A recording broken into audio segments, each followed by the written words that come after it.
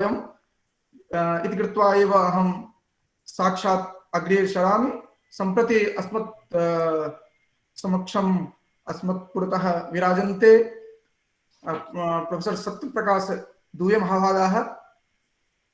एते अस्मदीयाः एव भवन्ति, यतोहि एते संस्कृतपरिवारस्य अभिभावकत्वेन अत्र सम्प्रति वर्तन्ते।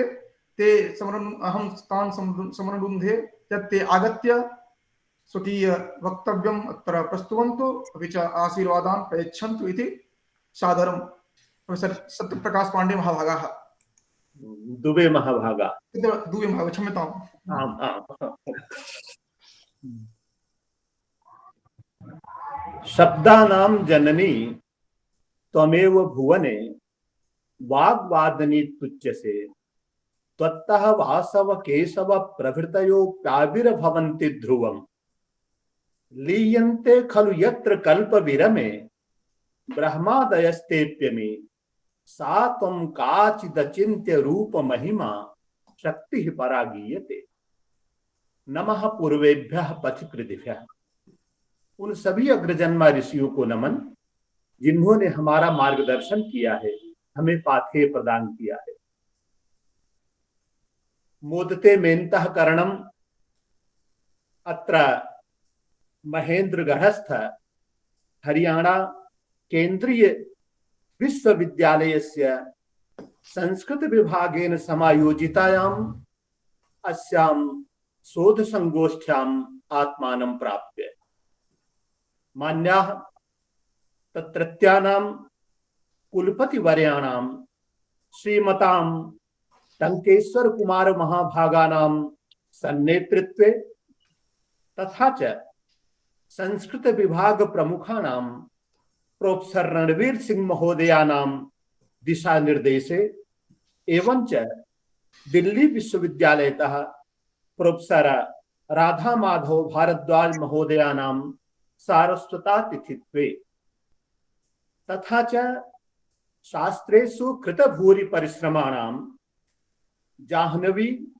ई पत्रिका संपादकानां डॉक्टर झा महोदयानां समन्वयने नूनम एषा अंतरराष्ट्रीय शोध संगोष्ठी स्वकीयम् उद्देश्यम् अधिगन्तुं साफल्यम् एष्यति।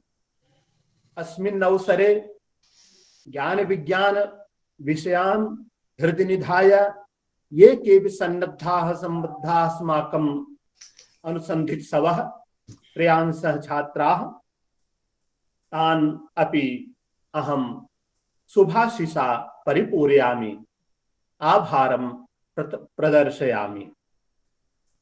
मान्याः, अस्माकं ज्ञान विज्ञान स्वरूपं कीदृशम् अस्ति इति वयं सर्वे जानीमः। तथा च विद्या शक्तिः समस्तानां शक्तिः इति धिया यदि वयं विचारयामः तर्हि जानीमः यत् राष्ट्र संरचनायां ज्ञान शक्तेः कीदृशं महत्त्वम् अस्ति। इयमेव भौतिक्याः आध्यात्मिक्याश्च समृद्धेः मूलम्। अतः ज्ञान शक्तेः संरक्षणं संवर्धनं यथा भवेत् तथा अस्माभिः करणीयम्। एतन् न केवलं शासनेन, न केवलं लोकेन, न केवलं विद्वद्भिः, अपि तु समेषां सम्मिलितेन प्रयासेन एतद् भवितुं शक्नोति। शासनं तथा च लोकः ये केऽपि विद्वांसः सन्ति तेषां विदुषां सम्यक् रूपेण सर्वथा व्यवस्थापनं कुर्यात्। तथा च ये विद्वांसः सन्ति ते सर्वे ज्ञान साधनायां निरताः सन्तः राष्ट्रस्य स्वरूपं व्यवस्थापयितुं सर्वथा निरताः भवेयुः।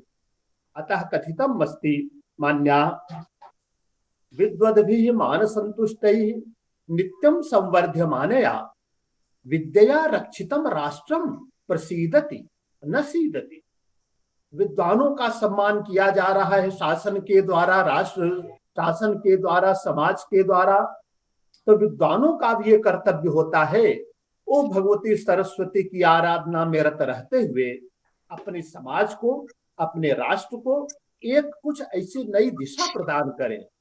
क्योंकि शास्त्र बार बार कहते हैं विद्या रक्षितम राष्ट्रम प्रसिद्धति, ज्ञान से रक्षित जो राष्ट्र होता है निरंतर अभ्युदय को प्राप्त होता है, निरंतर उत्कर्ष को प्राप्त होता है, नावसीदति, उसमें किसी प्रकार का निम्न भाव नहीं आता है।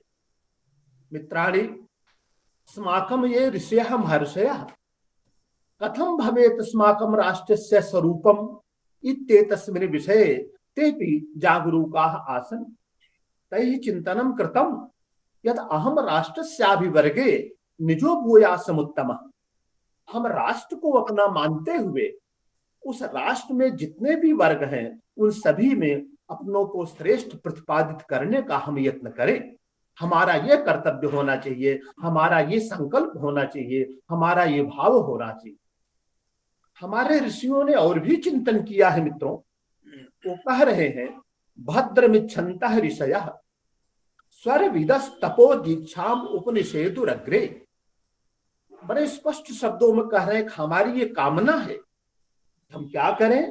कहते हैं वस्तुतः हम तप और दीक्षा का आसेवन करें, तपस्या करें, अपने जीवन को एक तपस्वी की तरह बिताएं, तब जाकर के हम खरा सोना बनकर के निकलेंगे, अन्यथा नहीं। दीक्षा तत्तद आचार्यों के द्वारा, प्रोफेसर भारद्वाज जी ने अभी सूत्र रूप में बहुत कुछ कह दिया। तत्तद हमारे आचार्यों के द्वारा जो कुछ भी पूरे धैर्य से, पूरी निष्ठा से, पूरी ईमानदारी से जो कुछ भी प्रदान किया जा रहा है उसको हम पूरा का पूरा हो सके तो आत्मसात करें, नहीं तो जितनी देर हम वहां पर बैठे तन्मे मनः शिव संकल्प मस्तु, शुभ विचारों से युक्त होकर के उसको आत्मसात करने का हम मित्रों पूरा पूरा प्रयास करें। उससे फिर क्या होगा? ततो राष्ट्रम बल मोजस्त जातम, उसके आधार पर जो दैवी शक्ति है उस दैवी शक्ति की कृपा से हम अपने राष्ट्र को बल और तेज प्रदान करेंगे। इस तरह हमारा राष्ट्र मित्रों निरंतर उत्कर्ष को प्राप्त होता चलेगा। यह जो विषय आपने निर्धारित किया है, मध्य मध्य संस्कृतम भविष्यति, हिंदी भाषा की भविष्यति, यह जो आपने शोध का विषय निर्धारित किया है कि गुणवत्ता से संपृक्त, यह जो शोध के जितने भी आयाम हैं, यह जो साप्ताहिक कहते अथवा 6 दिवस का यह जो ज्ञान सत्र चल रहा है, ज्ञान यज्ञ चल रहा है, बहुत विद्वानों के द्वारा बहुत कुछ प्रदान किया गया होगा, क्योंकि उनकी अपनी तपस्या का जो तत्व है, सार है, निष्कर्ष है, वो यहाँ पर आकर के दिए होंगे। हमारा भी ये कर्तव्य बनता है कि जो कुछ हम गुरुओं के सानिध्य में प्राप्त हुआ है जितना हो सके देने का पूरा पूरा प्रयास करो। मित्रों, हमारी ये संस्कृत भाषा, जिस संस्कृत भाषा को हम कहते हैं पारिभाषिक शब्दों की कामधेनु है, जितनी भी भारतीय भाषाएं हैं प्रायः सभी आकर के इसी में विश्रांति को प्राप्त करती हैं। सभी भाषाओं में प्रायः संस्कृत का ही शोणित प्रवाहित होता है। इसलिए संस्कृत का तो बहुत विशाल विषय है, बहुत व्यापक विषय है। आप व्याकरण को ही ध्यान में रखें, एक एक धातु जो है उस धातु में उपसर्गों को लगा देने से कृत प्रत्यय, तद्धित प्रत्यय और जो मूलतः प्रत्यय हैं उन सबको लगा देने से एक एक धातुओं से 60-60 हजार शब्द निष्पन्न हो सकते हैं। ये हमारा वैशिष्ट्य है मित्रों। इसलिए इस बात को ध्यान में रख करके हमारे विद्यार्थियों को यहाँ पर चलना होगा। सर्वप्रथम हमारा जो आर्ष वचन है अथातो ब्रह्म जिज्ञासा, हमारे सभी विद्यार्थियों ने सुना होगा। ये जो ऋषि प्रोक्त वचन है अथातो ब्रह्म जिज्ञासा, यहीं से वस्तुतः शोध का प्रारंभ शुरू हो गया। जब हमारे ऋषि ने ये चिंतन किया, चिंतन करके अपनी लेखनी उठाई और लिख दिया अथातो ब्रह्म जिज्ञासा, वस्तुतः इसको हम अनुसंधान का प्रथम सूत्र कहें या जो हमारा प्रस्थान वाक्य कहें। प्रस्थान का मतलब देखें आप, सीधे सीधे हम विद्यार्थियों का प्रस्थान है कि हम अपने शोध को किस तरह से एक व्यवस्थित स्वरूप दें। और वस्तुतः प्रस्थान का तो अर्थ होता है प्रतिष्ठते लक्ष्यम प्राप्तुम अनेन पथा, जिस मार्ग पर चलते हुए हम अपने लक्ष्य को प्राप्त करें। हम विद्यार्थियों का लक्ष्य यही है, हमारा शोध एक व्यवस्थित स्वरूप को, व्यवस्थित दिशा में चलते हुए एक व्यवस्थित स्वरूप को प्राप्त हो। इसीलिए हम कह रहे हैं, यहाँ जो अथातो ब्रह्म जिज्ञासा यह वाक्य कहा गया, इसमें मित्रों देखें जिज्ञासा शब्द का प्रयोग किया गया है। ज्ञातुम इच्छा जिज्ञासा या अवबोधने धातु है, जिसका सम्यक अच्छी तरह से हम बोध करें, अच्छी तरह से जिसको गुरु के सानिध्य में बैठ करके ग्रहण करें। इसीलिए जो उपनिषद देखें, मुख्य रूप से कठोपनिषद देखें, जब वहां पर मंगलाचरण किया जा रहा है तो गुरु और शिष्य की व्यवस्था के लिए हमारे परमात्मा से प्रार्थना की जा रही है। ओम सहना ववतु सहनौ भुनक्तु सह वीर्यं करवावहै तेजस्वी नावधीतमस्तु मा विद्विषावहै। हम दोनों का साथ साथ संरक्षण करें, हम दोनों का साथ साथ पालन करें, और गुरु के द्वारा जिस तरह से ज्ञान प्रदान किया जा रहा है उसी निष्ठा से विद्यार्थी उस ज्ञान को प्राप्त करे। मूल बात आ रही है तेजस्वी नावधीतम अस्तु, नवधीतम तेजस्वी अस्तु। हमारा जो अध्ययन है वह क्रियाशील हो, उसके द्वारा हम स्वयं का भरण पोषण करते हुए, अपने परिवार का भरण पोषण करते हुए, हम अपने समाज को, अपने राष्ट्र को एक नई दिशा देने का पूरा पूरा प्रयास करें। ये होना चाहिए। और जो अंत में चल करके कह दिया गया, प्रायः ये कहीं न कहीं हो जाता है, माँ विद्विषा वह। गुरु और शिष्य में कभी विद्वेष की भावना न पनपने पाए। वही है, विद्यार्थी चाहता है कि गुरु जी हमारा कार्य बहुत लेट हो रहा है, जल्दी करा दे। जबकि अभी प्रोफेसर साहब ने कहा, जबकि गुरु जो है उसको अच्छी तरह से घिसता है, घृष्टम घृष्टम पुनरपि पुनश्चंदनम चारुगंधम, उसको अच्छी तरह से रगड़ता है। पहली बात तो उसको 6 महीने घुमाता रहता है, वो पात्रता देखता है कि इसमें पात्रता है कि नहीं है, क्योंकि कुपात्र को विद्या नहीं दी जाती है मित्रों। इसीलिए आप देखें निरुक्तकारी आज का कह रहे हैं, विद्या हवै ब्राह्मण माजगाम गोपाय मा सेवधिष्ठे हमस्मी असूय कायान दृज्वेयताय न मा ब्रूयाह बुर्यति यत वीरजवती यथा श्याम। विद्या आकर के ब्राह्मण के पास बोली, ब्राह्मण माने ब्राह्म ज्ञान से संपन्न जो विद्वान है, उनके पास आकर के बोली, मैं तुम्हारी निधि हूं, तुम मेरी रक्षा करो, मुझे ऐसे व्यक्ति को मत प्रदान करना जो असूया करता हो। असूया का मतलब असूया गुणेषु दोषाविष्करणम, जो गुणों में दोष ही देखता हो, ऐसे व्यक्ति को मुझे मत प्रदान करना। और जो नित्य नियम से संपृक्त न हो, जो ऋजु हृदय वाला न हो, ऐसे व्यक्ति को मत प्रदान करना। इनके अलावा अगर सज्जन सहृदय उत्तम हृदय वाले व्यक्ति को प्रदान करोगे तो वीरजवती यथा श्याम, मैं हर तरह से शक्ति संपन्न बनूंगी। उस विद्या के द्वारा समाज का, राष्ट्र का अच्छी तरह से मित्रों अभ्युदय होगा, अच्छी तरह से कल्याण होगा। इसलिए यहाँ यह जो जिज्ञासा शब्द आया है, इस जिज्ञासा से ही आगे स्थिति बढ़ी। किम कारणम ब्रह्म को तस्म जाता, वहां पर ब्रह्म को ध्यान में रख करके जिज्ञासा हुई। उस जिज्ञासा को आगे बढ़ाना हमारे ऋषियों ने शुरू कर दिया। अब आप देखें, हमारे ऋषियों के लिए निरुक्तकार या किस शब्द का प्रयोग करते हैं? साक्षात कृत धर्माणा ऋषियो बभूव। सामान्य नहीं है वो साक्षात कृत धर्मा है। साक्षात्कृत धर्मा का मतलब होता है मित्रों, जो अतीन्द्रिय ज्ञान संपन्न हो। वो हमारे ऋषि महर्षि अतीन्द्रिय ज्ञान संपन्न थे, इसलिए उनको तो अतीत अनागत वर्तमान सीधे वैसे ही दिखाई पड़ता था जैसे हम हाथ में रखा हुआ आंवला सीधे दिखाई पड़ता है। भूत, भविष्य और वर्तमान तीनों ही उनको उसी रूप में दिखाई पड़ता था। चाहे आप देखें, जब दिलीप पहुंचे हुए हैं वशिष्ठ के यहाँ, वशिष्ठ ने देख लिया तुम्हें संतान क्यों नहीं हो रही है, सीधे सीधे उनको ज्ञान हो गया, बोध हो गया। मित्रों, यही जो हमारी जिज्ञासा है, इस जिज्ञासा के फलस्वरूप ही निरंतर हम लोग अनुसंधान की ओर प्रवृत्त हुए। इसी के कारण हमारे तत्त शास्त्रों का निर्माण हुआ, हमारे तत्त शास्त्र रचे गए आचार्यों के द्वारा। जिज्ञासा का ही उसमें भी शैली भेद दिखाई पड़ा। कोई किसी रूप में रच रहा है, कोई किसी रूप में रच रहा है। पहुंचना है सीधे सीधे हमें अपने लक्ष्य पर। इसीलिए मित्रों श्रीमद् भगवद गीता बड़े स्पष्ट शब्दों में कहती है, यह शास्त्र विधि मुत्सृज्य वर्तते काम कारतः न स सिद्धिमवाप्नोति न सुखम न पराम गतिम। वस्तुतः जो हमारे मार्ग बताए गए हैं, शास्त्र सम्मत मार्ग, हमारे जो मार्ग बताए गए हैं, उस मार्ग से चलता हुआ ही व्यक्ति वस्तुतः अपने लक्ष्य को प्राप्त कर सकता है।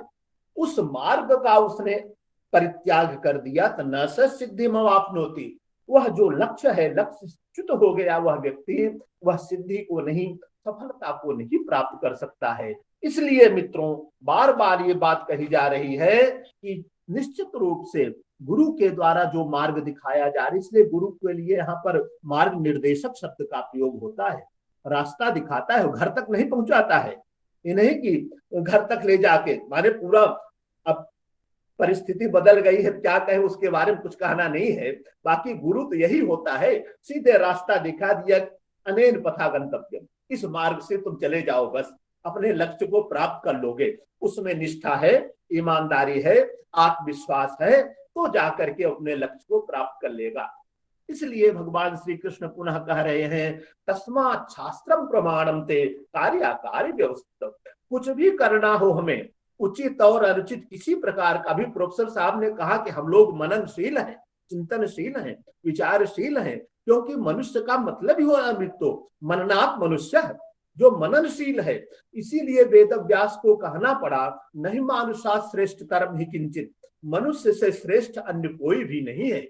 इस दृष्टि से उनको अंततः सार रूप में उन्होंने ये बात कही है।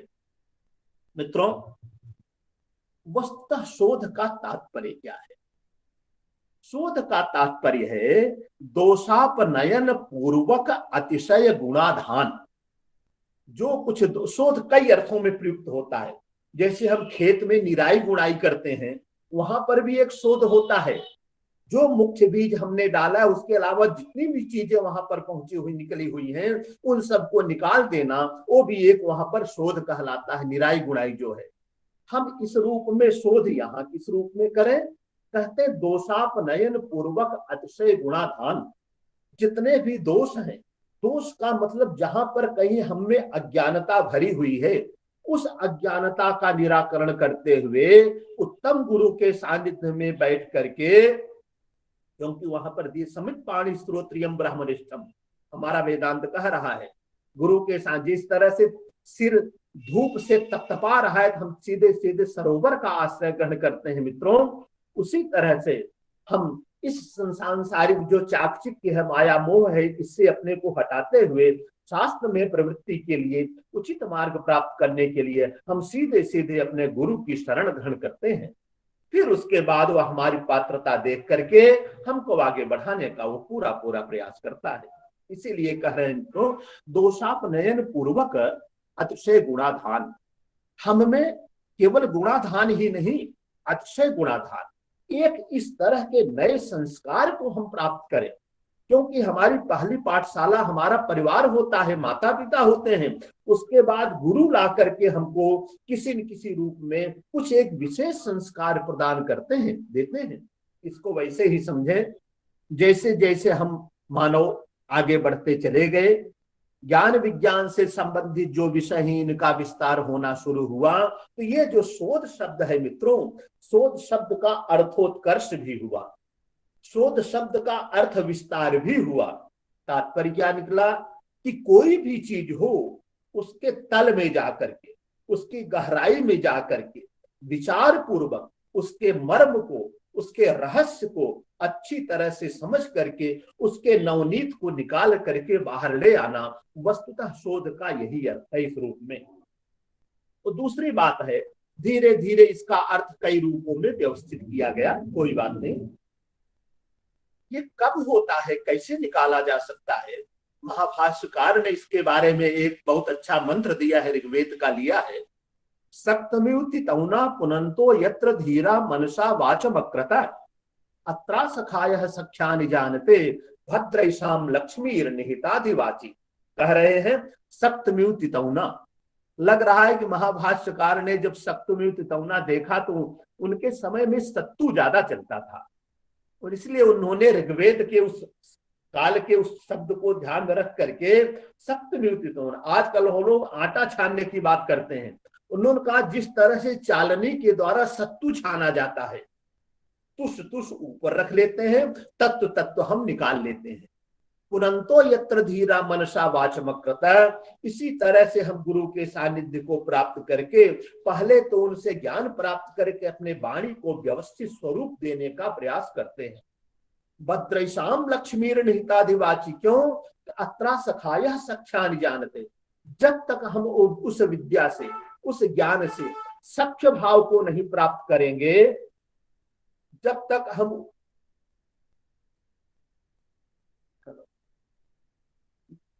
हेलो श्रूयते श्रूयते महोदय। आम तरह जब तक हम सख्य भाव को नहीं प्राप्त करेंगे, तब तक मित्रों आप समझें कि वस्तुतः वह कल्याणकारिणी जो सरस्वती है हमारे अंतर प्रविष्ट नहीं होगी। इसलिए उससे सख्य भाव को भी प्राप्त करना पड़ेगा।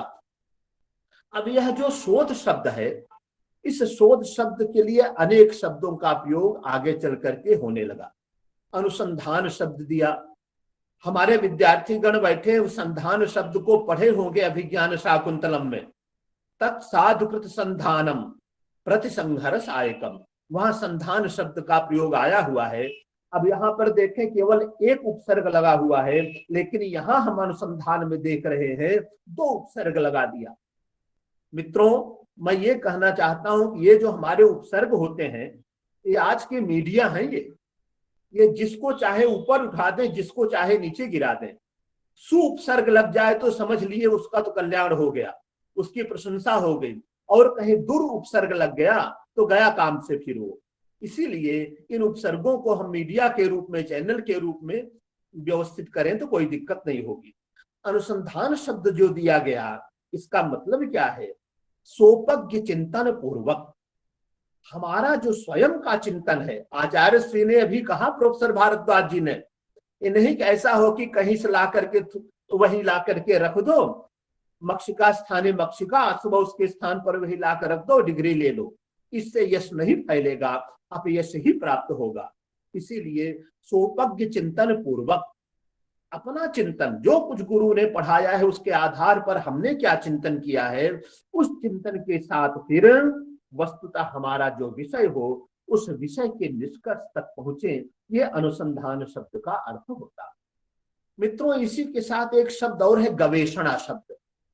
गवेषणा शब्द जिस अर्थ में सामान्य रूप से कहा जाता है, गाय की खोजने के लिए जाते थे, अब वहां पर जो भी जिस रूप में दिया गया है, गवेषणा का मतलब ही होता है मित्रों जो ज्ञान है, लेकिन वस्तुतः उसको हम जानते तो हैं, लेकिन समय के फेर से कहीं वह ज्ञान अंतर्हित हो गया है।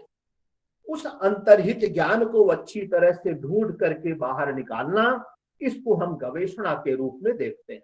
जैसे गाय कहीं चरते चरते चली गई है, इधर उधर हो गई है, उसको ढूंढ के लाना। अब इस बात को ध्यान में रख करके सांख्य शास्त्र, यदि सांख्य कारिका यदि आप ध्यान में रखें, वहां बड़े स्पष्ट शब्दों में समझाया गया है कि कोई चीज जो पहले प्राप्त होती है, हमारे पास रहती भी है, लेकिन न प्राप्त होने के, न प्राप्त मिलने के अनेक कारण बताए गए। अति दूरात, सामीप्यात, इंद्रिय घातात, मनोवनवस्थानात, सौक्ष्म्यात, व्यवधानाद अभिभवात, समानाभिहारात। अर्थ मालूम है, वहां जाने की जरूरत नहीं है मित्रों। इस तरह से और तीसरा शब्द आपका आ रहा है अन्वेषण। देखिए दो शब्द आए, गवेषणा और अन्वेषण। गवेषणा में हमने कहा कि वस्तुतः ज्ञात वस्तु रहती है, उसको ढूंढा जाता है। जो कहीं इधर उधर रख दिया हमने, कोई चीज बहुत अमूल्य होती तो उसको बहुत छुपा के हम रखते हैं, और कहीं कहीं अवसर ऐसा आता है कि हम कितना खोजते रहें वो जल्दी मिलती ही नहीं है। इसीलिए कहते हैं यो तो हो गया है गवेषणा के रूप में। और अन्वेषण का मतलब है मित्रों जो पहले से ज्ञात नहीं होता है, उसमें यदि हम चिंतन करते हैं, उसमें यदि हम लगाते हैं, तो चल करके ये बात होता है। जिसको प्राप्त करने में अगर कहीं कोई ऐसी पंक्ति है जिसमें गुत्थी उलझी हुई है, नहीं सुधर रही है, एकाएक हम गुरु के सानिध्य में बैठे अथवा अपने मित्रों के साथ बैठे चिंतन करते करते यदि उसका अर्थ निकल आया, इस तरह के मन आंतरिक अनुभूति प्रसन्नता होती है। इस तरह से हमारे में एक आश्चर्य का भाव पैदा होता है, खुशी होती है। इसको मित्रों इस रूप में हम कहना चाहते हैं। जैसे आप समझे, जैसे रस सूत्र की व्याख्या ही है और जैसे ध्वनि सिद्धांत है, इन सबको ध्यान में रख करके अन्वेषण के रूप में कहा जा सकता है। मित्रों, शोध के संबंध में एक बड़ी अच्छी उक्ति कही गई, यथा यथा ही पुरुषः शास्त्रम समधिगच्छति तथा तथा स विजानाति विज्ञानम चास्य रोचते रोचते। जैसे जैसे वह गुरु के सानिध्य में बैठ करके शास्त्र का ज्ञान थोड़ा थोड़ा करना शुरू करता है। अभी झा जी ने कहा, यदा किंचित ज्ञो हम तृतीयो मदांधः समभवम तदा सर्वज्ञोस्मीत्य बोधवलिप्तम मम मनः यदा किंचित किंचित बुद्धिजन सकाशाद अवगतम तदा मूर्खोस्मीति ज्वर इव मदो में व्यवगतः। इसीलिए हर चीज में गुरु किया जाता है, गुरु के बिना ज्ञान नहीं होता है, गुरु कृपा एवं केवलम, इसीलिए बात कही जाती है। इसलिए हम गुरु के सानिध्य को प्राप्त करके चल करके अच्छी तरह से उसको समझने लगते हैं। हमारे जो अज्ञान की परत है, वो अज्ञान की परत धीरे धीरे धीरे धीरे हटने लगती है, मर्म का उन्मीलन होने लगता है और ज्ञान की जो सत्यात्मक अनुभूति होती है मित्रों, उससे हमारी ज्ञान पिपासा, विशेष जानने की इच्छा हमारी बढ़नी शुरू हो जाती है। ऋग्वेद का ही एक मंत्र है, क्योंकि हमने कहा कि वह पात्रता को ध्यान में रखती है। उतत्वः पश्यन्न ददर्श वाचम उतत्वः शृण्वन्न शृणोत्येनाम उतो त्वस्मै तन्वम विसस्रे। बहुत आते हैं गुरु के सानिध्य में बैठते हैं, आए पढ़े, ऊपर से निकल गया, चले गए, कुछ याद नहीं होता है। गुरु लुटाते ज्ञान सब विद्यार्थियों को एक जैसा सिखाते हैं, आचरण भी उन सभी को एक जैसा, पर कभी क्या ग्रहण कर पाते उसे सब एक जैसा। आदर्श होता जिस तरह प्रतिबिंब होता ठीक वैसा, जैसा दर्पण होता है वैसा चेहरा दिखता है। गुरु के सानिध्य में बैठ करके जितनी देर हम बैठे हैं, हमारा मन वहीं पर है, सब कुछ हम आत्मसात कर लेंगे, मन वहां नहीं है, हम आत्मसात नहीं कर पाएंगे। इसीलिए कहा जा रहा है उतो त्वस्मै तन्वम विसस्रे। वस्तुतः वह विद्या पात्रता देखती है। पात्र व्यक्ति होता है, उसके सामने इस तरह से अपने स्वरूप को अनावृत कर देती है। बड़ा लौकिक उदाहरण दिया है, जायो पत्ते उस्ती सुबासा, उधर जाने दे। जिस तरह से कोई व्यक्ति घड़े का पानी उड़ेल देता है, उसी तरह से वह गुरु इस तरह का ज्ञान जो है उड़ेल देता है। ये गुरु के प्रति निष्ठा होनी चाहिए, ये गुरु के प्रति भाव होना चाहिए मित्रों। अब देखें, शोध के संबंध में एक बात कही जाती है संस्कृत के विद्वानों में, आदौ शोधः तथो बोधः प्रबोधस्तदनंतरम। पहले शोध हो, फिर बोध हो, उसके बाद प्रबोध हो। ये तब की बात है जब इतना ये संक्रमण काल नहीं था, इतनी आपाधापी नहीं थी, इतने चाकचिक्य में भौतिकता में हम नहीं पड़े थे। तब उनका यही था, गुरु के सानिध्य में बैठ करके चिंतन करते रहते। अब आज के समय के अनुसार मित्रों इसको थोड़ा दूसरे रूप में कर दें, आदौ बोधः ततः शोधः प्रबोधस्तदनंतरम। पहले तो हम कुछ न कुछ बोध करें, क्योंकि जब तक हमें बोध नहीं होगा तब तक हम शोध की तरफ प्रवृत्ति हमारी होगी ही नहीं।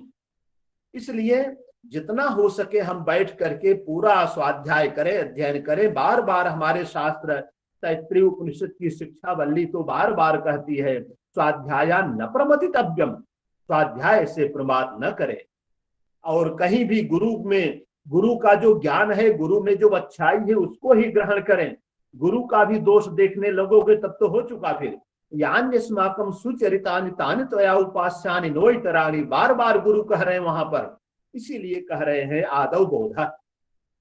इसी बात को हमारे आचार्य पतंजलि महाभाष्य में कहते हैं, चतुर्धा विद्योपयुक्ता भवति, आगम कालेन, स्वाध्याय कालेन, प्रवचन कालेन, व्यवहार कालेन। आगम काल वही है जो गुरु के सानिध्य में बैठ करके हम प्राप्त करते हैं। आगम कालेन, स्वाध्याय कालेन, स्वकार्थ जो भी जहां होता है पहले आत्मा इत्यादि, यहाँ स्वाध्याय का मतलब गुरु के द्वारा जो कुछ दिया गया उसको बैठ करके हम अच्छी तरह से चिंतन करें, पढ़ें लिखें। प्रवचन कालीन अपने मित्रों में बैठ करके अथवा आजीविका प्राप्त करके हम उसको आगे बढ़ाने का पूरा पूरा प्रयास करें। और व्यवहार कालीन हम अपने व्यवहार माने अपने आचरण में भी लाने का पूरा पूरा प्रयास करें, क्योंकि ज्ञान कितना भी हमारे अंदर भरा हुआ है, जब तक हम उस ज्ञान को आचरण में नहीं लाएंगे तो आचार्यहीनम न पुनन्ति वेदा, वह ज्ञान हमारी रक्षा नहीं कर सकता है। जैन धर्म भी इसी बात को कहता है, णाणस्य सारम आयारो, ज्ञान का सार आचरण है। आचरण में ला करके यदि हम कुछ बोलते हैं, यत यत आचरित श्रेष्ठ तत्तदेवेतरो जनः स यत प्रमाणम कुरुते लोकस्तदनुवर्तते, तब जाकर के लोक उसका अनुवर्तन करता है, उस पर चलने का प्रयास करता है, ऐसे ही नहीं करता है। इसी को नैषधकार ने भी कह दिया है, अधीति बोधाचरण प्रचार नहीं, बड़ी लंबी चौड़ी बात है। मित्रों, शोध का उद्देश्य क्या होना चाहिए, ये मुख्य बात अब आ रही है। कहते हैं कि भाई अपने यहाँ एक वाक्य है, कहावत है, प्रयोजनम अनुद्दिश्य मंदोपि न प्रवर्तते। बिना प्रयोजन को ध्यान में रख करके एक मंदमती व्यक्ति भी किसी कार्य में प्रवृत्त नहीं होता है। अब आप देखें प्रयोजन का मतलब क्या है। अब महाभाष्य की बात करें तो वहां पर दिया गया है कान पुनः शब्दानुशासन से प्रयोजनानि, तो वहां कह रहे रक्षोहा गमलग्गु संदेहा प्रयोजनम, प्रयोजनम दे दिया। कहते हैं प्रयोजन का मतलब क्या वहां पर कहा जा रहा है। कहते हैं प्रयोजन का मतलब ये होता है दृष्ट कारण निरपेक्ष होकर के। कोई भी हम किसी कह देते हैं कि ये कार्य करो तो तुरंत अपने मन में सोचता है इससे हमें क्या लाभ होगा, ये नहीं होना चाहिए। जब गुरु ने कह दिया कि तुम्हें इस ग्रंथ का स्वाध्याय करना है, तो विद्यार्थी का कर्तव्य बनता है कि बैठ करके स्वाध्याय करना प्रारंभ कर दे। इसीलिए कहा दृष्ट कारण निरपेक्ष, जहां वहां दे रहे हैं ब्राह्मण निष्कारणो धर्म से डंगो वेदो वध्ययो गेयश्च, वहां पर वही कह रहे हैं दृष्ट कारण निरपेक्ष, दृष्ट कारण की अपेक्षा न करके। यदि हम निष्ठा धैर्य ईमानदारी से अध्ययन कर रहे हैं, निश्चित रूप से वो हमें अपना परिणाम तो प्रदान करेगा ही। इसीलिए मित्रों, हमारे वैदिक ऋषि सत्य के साक्षात करने की दृष्टि से वो ईश्वर से प्रार्थना करते हैं, कहते हैं हिरण्मयेन पात्रेण सत्यस्यापि हितम मुखम तत्वम पूषण अपावृणु सत्य धर्माय दृष्टये। जो कुछ भी ज्ञान है सांसारिकता के नाते, भौतिकता के नाते, ये सारा ज्ञान जो है अंतर्हित है। जैसे आपने देखा है गूढ़म ही दाहात्मक मस्ति तेज, अंगार जो होता है, अंगार के ऊपर राख पड़ी रहती है, जब तक उस राख को नहीं हटाएंगे तब तक वह अंगार दिखाई नहीं पड़ता है। उसी तरह से जब तक हम अपने अज्ञान को गुरु के सानिध्य में बैठ करके दूर नहीं करेंगे, तब तक वह ज्ञान जो है हमारे समक्ष अपने स्वरूप को प्रकट नहीं करेगा। इसीलिए हमारे ऋषि महर्षि बार बार इस तरह की कामना कर रहे हैं, प्रार्थना कर रहे हैं। मित्रों, शोध के अनेक आयाम, किन किन को ध्यान में रख करके कैसे कैसे शोध किया जा सकता है। मुख्य रूप से यदि हम अपनी संस्कृत वाङ्मय को ही ध्यान में रख करके कहें तो यहाँ तो असीम संभावनाएं हैं, इतने विषय है, इतना गंभीर। अभी हमने कहा ना पारिभाषिक शब्दों की कामधेनु है ये, सारी भाषाएं आकर के इसी में विश्रांति को प्राप्त करती हैं। आप लेख लें, चाहे अपना वैदिक साहित्य हो, चाहे हमारे जो आर्ष काव्य है, चाहे मध्यकाल में जो धर्मशास्त्र स्मृति पुराण इत्यादि बनाए गए, चाहे आज तक जितने रचे जा रहे काव्य हैं, इतना विस्तृत जो है। इसीलिए कहा जाता है अपूर्वा कोटि कोशोयम विद्यते तौ भारती, हे माता तुम्हारा कोश इस तरह का है कि अब व्यय तो वृद्धि मायाति क्षय मायाति संचयात, हम इसको जितना निरंतर बांटते रहे मित्रों, निरंतर वृद्धिगत ही होती रहेगी, इसमें किसी प्रकार का ननु नच नहीं होगा। आप जानते हैं कितना कुचक्र रचा गया हमारी संस्कृति को विनष्ट करने के लिए। संस्कृति को विनष्ट करने का मतलब हमारी संस्कृत विद्या, भारतीय विद्या को विनष्ट करने का कुचक्र रचा गया। लेकिन समय समय पर ऐसे ऐसे व्यक्तित्व आए, महर्षि दयानंद सरस्वती आए, स्वामी विवेकानंद आए, पंडित मधुसूदन ओझा आए, इन ऐसे विद्वानों ने इसको रक्षित किया और संरक्षण के साथ इसका संवर्धन भी किया, आगे भी बढ़ाया। मित्रों, शोध इस तरह से हो सकता है। पहली बात तो है किसी एक ग्रंथाधारित शोध, ग्रंथ को आधार बना करके हम शोध कर सकते हैं। ग्रंथ भी एक ग्रंथीय शोध होता है, बहुग्रंथीय शोध जिसको हम तुलनात्मक शोध कह सकते हैं। इसको भी ध्यान में रख करके, जैसे एक ग्रंथीय शोध है तो कोई नाट्य शास्त्र ले ले, नाटक ले ले, कोई महाकाव्य ले ले, कथा ले ले, आख्यायिका ले ले, उनसे संबंधित उनका जो सामाजिक है, दार्शनिक है, साहित्यिक है और धार्मिक है, आध्यात्मिक है, भाषा वैज्ञानिक है, सांस्कृतिक है, इस तरह का शोध हम कर सकते हैं। इनको ध्यान में रख करके हम चिंतन कर सकते हैं, विचार कर सकते हैं। रही बात जहां पर बहुग्रंथीय शोध की बात आ रही है, वहां पर फिर दो काव्यों को स्वरूप में साथ में लेकर तुलनात्मक अध्ययन कर सकते हैं। इन इन विषयों को ध्यान में रख करके तुलनात्मक अध्ययन उनका कर सकते हैं। और उसमें फिर क्या किया जाता है, रचनाकार की जो सर्वतोमुखी प्रतिभा है, उस सर्वतोमुखी प्रतिभा का मूल्यांकन किया जाता है। फिर बहुत अच्छी तरह से गहराई में जाकर के तलावगाही बोध करते हुए तब जाकर के ये होता है। लेकिन हम आचार्य श्री प्रोफेसर भारद्वाज जी के उन्हीं शब्दों को कि गुरु का सानिध्य होना बहुत जरूरी है, स्वयं नहीं गुरु के चरणों में बैठ करके। मित्रों, कुछ विषय विशेष परक भी शोध होते हैं, विशेष विषय भी होते हैं, उनको ध्यान में रख करके भी शोध किया जाता है। जैसे मान लीजिए किसी ग्रंथ में निरूपित समाज और संस्कृति है, उसको भी ध्यान में रख करके हम कर सकते हैं। संस्कृत काव्यों में जो रसध्वनि है, उनको भी ध्यान में रख करके, संस्कृत में जो दूत काव्य की परंपरा है, इनको भी ध्यान में रख करके, बृहत्त्रयी में अब उधर आ रहे हैं, बृहत्त्रयी में जो निपातों का प्रयोग किया गया है, निरुक्त शास्त्र का ज्ञान करके, व्याकरण का ज्ञान करके, फिर निपातों को ध्यान में रख करके कर सकते हैं इस तरह से। और तत्त जो क्रियापद प्रयुक्त है, जैसे आपका भट्ट काव्यम है, भट्ट काव्यम में जो यंगंत, यंगलुमंद, सन्नंत, नाम धातु ऐसे शब्द क्रियाओं का जो प्रयोग किया गया है, इन पर भी यदि गति अच्छी हो, इन पर करें तो चमत्कार होता है। मित्रों, कुछ ऐसे भी होते हैं जिसको हम अंतर विषयी शोध कहते हैं। अंतर विषय शोध का मतलब यही होता है, दो विषयों का जो परस्पर आपसी संबंध होता है, उनको ध्यान में रख करके चलते हैं। जैसे कालिदास के साहित्य में वैदिक परंपरा का प्रतिफलन ये हो सकता है। कालिदास के साहित्य में वैदिक परंपरा कहाँ किस रूप में दिखाई पड़ रही है, इस पर महाभाष्य में जो साहित्यिक प्रयोग किए गए हैं, दूत काव्य में जो भौगोलिक स्वरूप दिखाई पड़ रहा है, इन सब को ध्यान में रख करके भी हम चिंतन कर सकते हैं।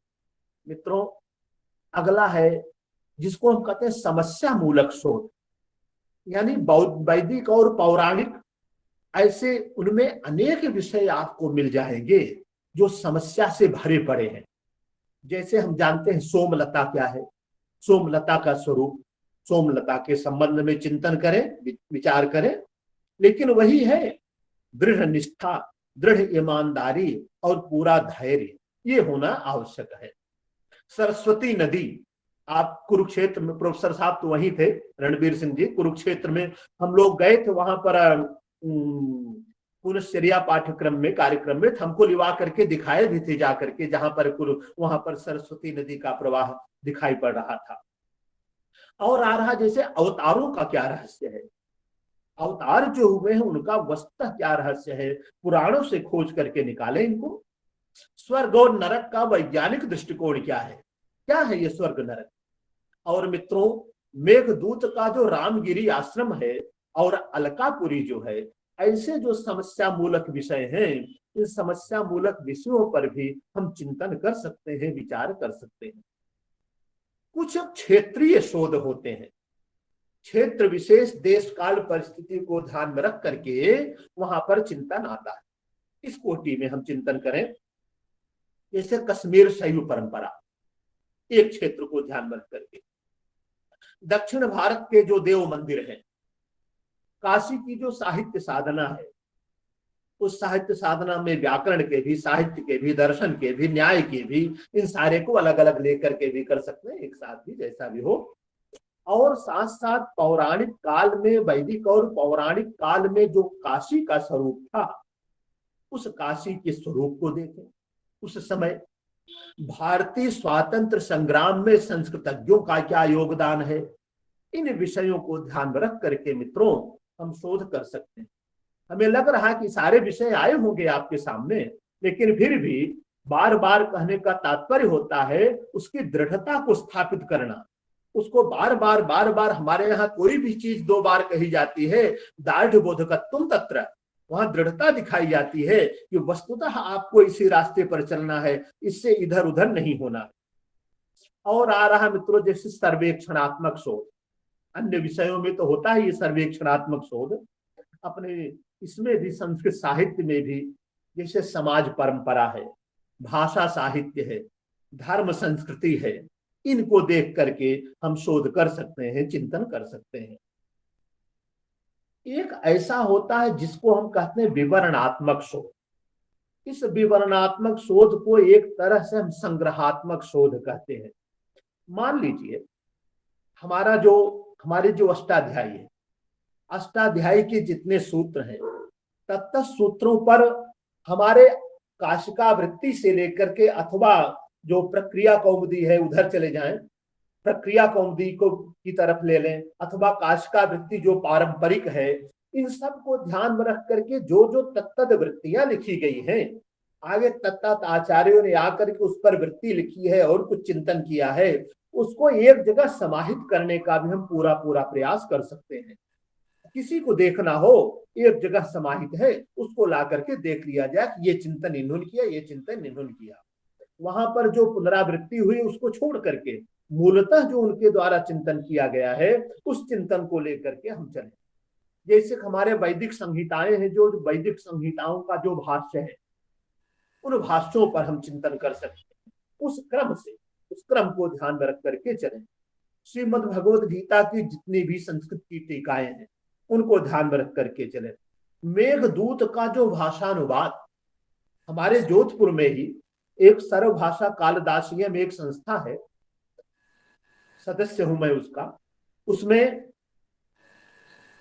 हमारी जो भारतीय भाषाएं हैं, उत्तर क्षेत्रीय भाषाएं हैं और दक्षिण की भाषाएं, और जो तत्तद अन्य देशों की भाषाएं, तत्तद भाषाओं में जो मेघदूत का अनुवाद हुआ है हमारे यहाँ से वो प्रकाशित किया गया है, इस संस्था ने प्रकाशित किया है।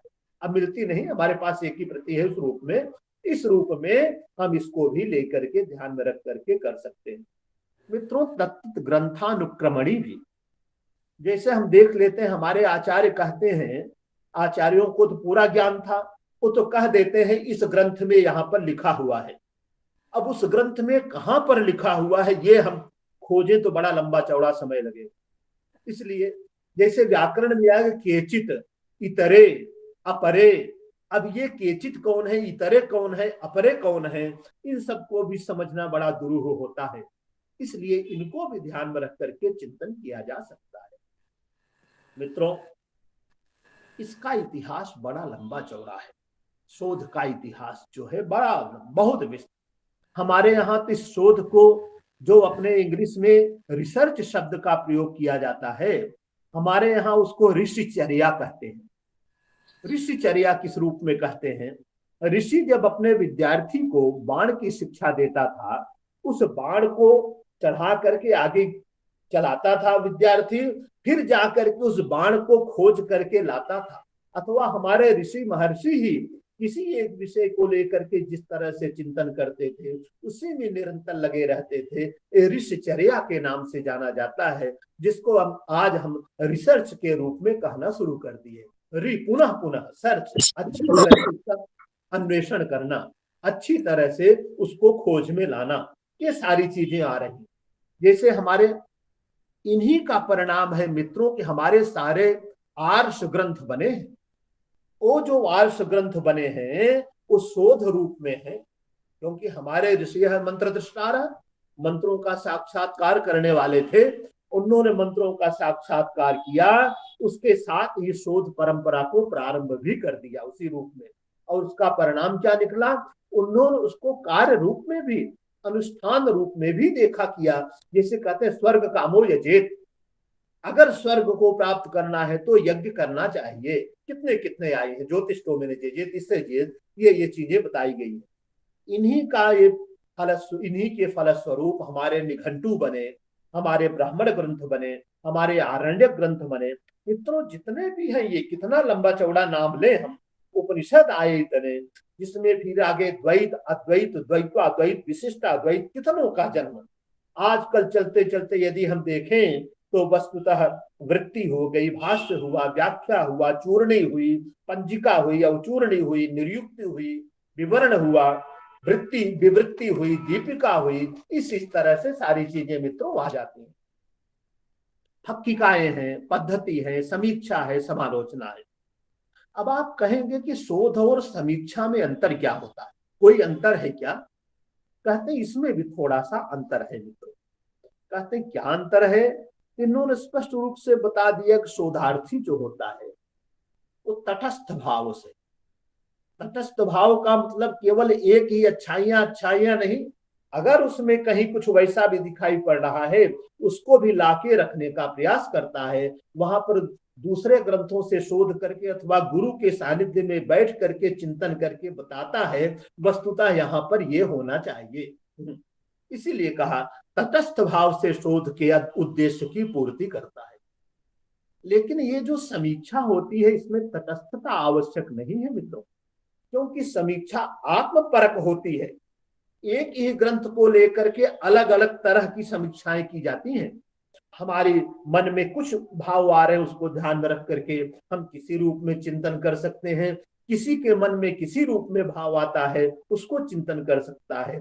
इसमें क्या किया जाता है मुख्य रूप से? कहते मुख्य रूप से यहाँ पर तर्कपूर्ण विश्लेषण और व्यवस्थित ढंग से जो विषय का प्रतिपादन है उसके निष्कर्ष तक पहुंचा जाता है।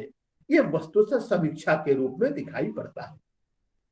प्रोफेसर साहब ने कहा कि शोध विषय का चयन कैसे करना चाहिए, बिल्कुल सही। गुरु का सानिध्य, गुरु मार्गदर्शन करे। कहते पहली बात तो विद्यार्थी की अपनी भी अभिरुचि और विद्यार्थी का अपना भी अध्यवसाय किस प्रकार का है, किस तरह का उसने अध्ययन किया है, उसको ध्यान में रखना बहुत आवश्यक होता है। साथ साथ गुरु के सानिध्य को प्राप्त करके, अब आज की स्थिति थोड़ी सी बदल गई है। हमारे यहाँ विश्वविद्यालय में, जयनारायण व्यास विश्वविद्यालय में भी आपको विद्यार्थी जब पास हो जाएंगे, 2-3 ही अध्यापक हैं तो जो विद्यार्थी दिए जाएंगे उनको तो लेना ही पड़ेगा, उनके अलावा गति नहीं। पहले ऐसा था कोई विद्यार्थी किसी के निर्देशन में जाकर के कार्य कर सकता था। अब जो है व्यवस्था बदल दी इन्होंने, यूजीसी का नियम आ गया कि आपको 10 विद्यार्थी जो भी दे दिए गए उन विद्यार्थियों को तो आपको शोध कराना ही है। ये भी एक व्यवस्था कहें या विडंबना कहें, ये भी है। पहले गुरु विद्यार्थी को ठोक बजा करके लेता था, उत्तम कार्य करवाता था। अब जिस रूप में हो रहा है कहने की कोई आवश्यकता नहीं है। कहते इसीलिए मित्रों प्रोफेसर साहब ने भी कहा कि विषय बड़ा लंबा नहीं होना चाहिए, विषय जो है वो सार गर्भित होना चाहिए, सार गर्भित हो, विषय ललित हो, बहुत क्लिष्ट भी नहीं होना चाहिए, ऐसी शब्दावली नहीं होनी चाहिए कि उसको पढ़ने में ही थोड़ी दिक्कत आए। और इसके साथ शोध निर्देशक बहुत कुछ करता है। शोध निर्देशक पर, शोध निर्देशक किस तरह का हो जिसको हम उत्तम मार्गदर्शक कहते हैं, तो कई आचार्यों ने बड़ा अच्छा चिंतन किया है इसमें। कहते हैं प्रोफेसर अभिराज राजेंद्र मिश्र जी कहते हैं वत्सलः वित्तमः वाग्मी सर्व विद्या विशारदः। ओहो तो माने बहुत ज्ञानी होना चाहिए लेकिन सरल हृदय वाला भी होना चाहिए। ये बात ध्यान में रखना आवश्यक है। जब सरल हृदय वाला होगा तभी विद्यार्थी की समस्या को सुनेगा, विद्यार्थी की समस्या को समझेगा। नहीं तो बार बार अपने पास से दूर करने का ही प्रयास करता रहेगा, विद्यार्थी की प्रगति भी नहीं हो पाएगी। रहस्य बिहारी द्विवेदी ने भी इसके बारे में बहुत चिंतन किया है मित्रों, इसलिए इसके बारे में अधिक कहने की आवश्यकता नहीं है। मूलतः हम यही कहना चाहते हैं कि उत्तम यदि मार्गदर्शक मिल गया, उस उत्तम मार्गदर्शक के मार्गदर्शन में, दिशा निर्देश में विद्यार्थी पूरे धैर्य से, पूरी निष्ठा से, पूरी ईमानदारी से अपना समय जो है इस तरह से इसको तपस्या के रूप में माना जाता है। अपने को जितना तपाएगा उतना खरा सोना बनकर निकलेगा। प्रोफेसर साहब ने इसको बता दिया है। इसलिए मेरी बहुत बहुत मंगल कामना हमारे इन विद्यार्थियों के प्रति, शोधार्थियों के प्रति, और बहुत सबसे ज्यादा मंगल कामना मैं देना चाहता हूं हमारे प्रिय मित्र डॉक्टर ओझा जी को, जिन्होंने इस तरह का उपक्रम रखा, इस तरह का अनुष्ठान रखा, इस तरह का ज्ञान यज्ञ रखा, और इसमें हम सभी को भी कुछ न कुछ आहुति देने का उपक्रम किया। बहुत बहुत धन्यवाद। विश्वविद्यालय सहित सभी परिवार को बहुत बहुत धन्यवाद। धन्यवाद महोदय। भवद्भिः सम्यक् रूपेण शोधमार्गदर्शकानां विषये तेषां भूमिका कीदृशी भवेत्, अपि च पात्रता विषये विशिष्य भवता व्याख्यानं प्रदत्तं। वयं सर्वे जानीमः, सर्वे जानन्ति एव जनाः यत् केन प्रकारेण शोधकार्यं प्रचलति स्म। तत्र उत्तररामचरितस्य उद्धरणं भवता हिंदी कविता द्वारा प्रदत्तं। तत्र वितरति गुरु प्राज्ञे विद्यां तथैव जरे नरे न तु खलु तयोर्ज्ञाने शक्तिं करोत्यपहन्ति वा। तो तत्र सम्यक् रूपेण गुरुः तत्र वञ्चनां न करोति, तत्र सम्यक् रूपेण सर्वेषां कृते भवति। एवमेव शाकुन्तले अपि प्राप्यते, सुशिष्य परिदत्तेव अशोचनीया संवृत्ता। तो सम्यक् रूपेण भवद्भिः उक्तमेव। कालातिक्रमणं जायते, एतस्मात् कारणात्